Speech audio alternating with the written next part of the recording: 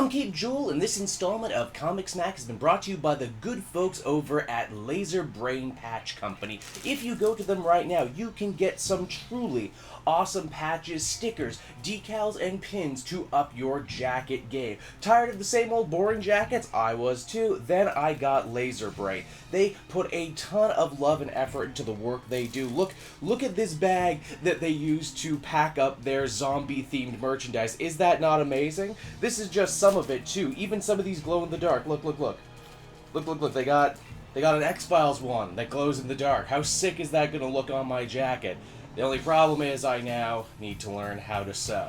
But that's Laser Brain Patch Company. I'll be sure to link you down to the description. And with that, let's get on with our video today, which is... we are taking a closer look at Champions issue number 10. With their own members dropping like flies, the team will have to come together to save the day and overcome the new Hydra regime. All this and more, let's hop on in. Alrighty then, so as we join the comic, we are treated to a scene of a small, quaint little town in New Mexico. It overall seems to be a pretty quaint community. People stop and say hello, everyone knows each other's names. The only strange thing about it is that everyone who lives there seems to be an Inhuman. That would be because this isn't actually a town at all. It's actually a highly advanced Hydra internment camp for Inhumans, guarded by a bunch of killer robots who murder anyone who tries to escape. Oh, thanks a lot, comic. Way to give me another reason not to trust the mailman. So what's the timeline of these events, you might be asking? Well, as we check on in with the Champions, we see that this probably isn't far after the fall of the United States to Captain America and Hydra, but before the Champions joined up with the Resistance. The team is down two of their heaviest hitters currently. Nova is trapped up in space with all the other cosmic heroes behind the World Shield, and Ms.Marvel has been MIA since this whole thing went down. They have reason to believe because she's an Inhuman, she got snatched up for one of these internment camps, and they're all but ready to make a rescue. Only wouldn't you know it,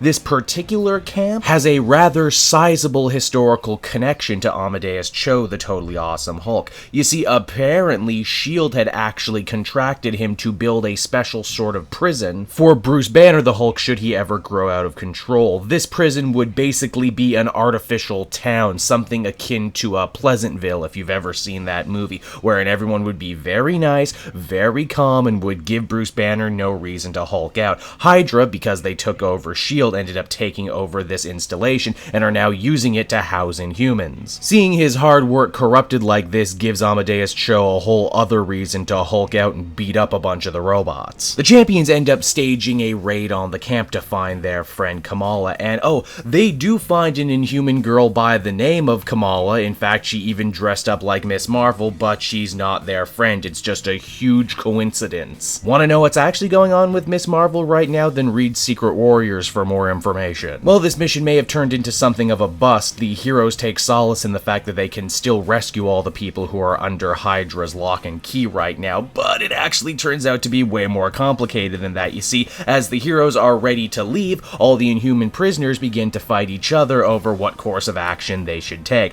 A lot of them, obviously, as you might have guessed, want to be free, but the rest of them fear for their safety and the safety of their families in a world where it's basically open season on anyone Inhuman. Being here might suck, but as far as a lot of them are concerned, a hell they know is better than a hell they don't know. This again hits a major chord with Amadeus Cho, who as an Asian American knows a thing or two about the horrors of internment. The Champions know they can't exactly make up anyone's mind, especially while there's a much bigger war against Hydra happening right now, but using Cho's genius and Viv's ability to interface with machines, the team opts to give all the prisoners a fighting chance by cloaking the location of this prison from any other Hydra individuals who had come looking for what happened to the robots. And while they may not have found their teammate, they did manage to inspire the Inhumans that they did save to continue going on, doing good, and helping to liberate other camps while the Avengers Resistance battle Hydra. So that was Champions number 10, everyone, and overall I felt it was a really cool little one-and-done tie-in story, especially if the other Black Widow-focused Champions tie-in isn't doing it for you. Once again, Mark Waid tackles some real tough subject matter, in this case being internment camps, through the eyes of superheroics. I enjoyed getting to see Amadeus kind of take the focus here in this issue, especially because I don't regularly read totally totally awesome Hulk. Beyond that, not a heck of a lot more to say. I thought it was a pretty well constructed little story. Overall, I would give it an 8 out of 10. So there you go, everyone. That's Champions for the week. I hope you enjoyed it, and as always, why not check out some of these other videos I've worked on. You can also follow me on social media, links both on screen and down in the description. And hey, if you're looking to catch up on comics in trade, use my book depository link down in the description. Not only will you get a great deal, but you'll be supporting me and the channel at the same time. So until next time, this has been Cave Jewel. Thanks for watching.